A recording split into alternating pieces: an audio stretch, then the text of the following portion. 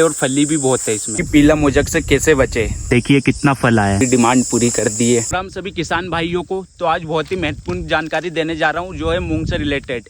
इस बार मूंग में काफ़ी ज़्यादा पीला मोजक लगा है। हमारे मूंग में एक भी पीला मोजक नहीं है क्योंकि हमारे पास था क्वालिटी वाला बीज और ठेसर का बीज था, इसी कारण। और ये है कि जो बोनी होती है उस टाइम पे ध्यान रखना पड़ता है कि कितना खाद मिला रहे हैं अपन, किस गाले पे बो रहे हैं, कितने पे बो रहे हैं, ये ज़्यादा मेंटेन रखता है। तो मैं मूंग दिखा देता हूँ आप सभी को, देखिए कितना फल आया है। मूंग में फल भी बहुत है और एक भी पीला मोजक नहीं है। फल की बात करें तो देखिए आपके सामने ही दिख रहा होगा कितना फल आया मूंग में। बहुत ही शानदार फल है और फली भी बहुत है इसमें, देख रहे होंगे आप, तो बहुत ही शानदार। तो पहला सवाल ये है कि हमारे मूंग में पीला मोजक क्यों नहीं लगा है। तो आप सभी को बता देता हूँ मैं, जो हमारा बीज था वो बहुत क्वालिटी वाला बीज था और ये बीज हमने कम से कम 4 से 5 साल पहले हमने ही मूंग बोए थे, तो उसी का बीज हमने रखा है और यही कारण है कि हमारे इसमें पीला मोजक नहीं है।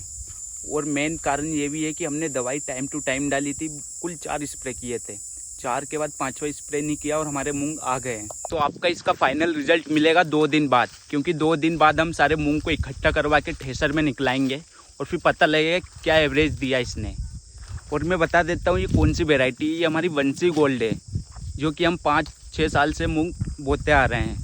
ये हमारा घर का ही बीज है।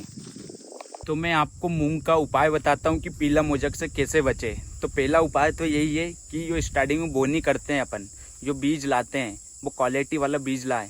जैसे किसी के खेत में जाके देखे कि इनके मूंग में पीला मोजक तो नहीं लगा है, वो वाला बीज लें।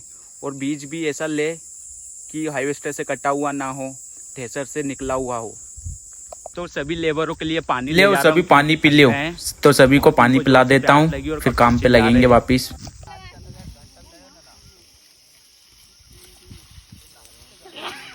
अभी सभी लेबरों को पानी पिला के आया। अब उनकी डिमांड है कि हमारे लिए 2 लीटर वाली फेंटा लाया जाए।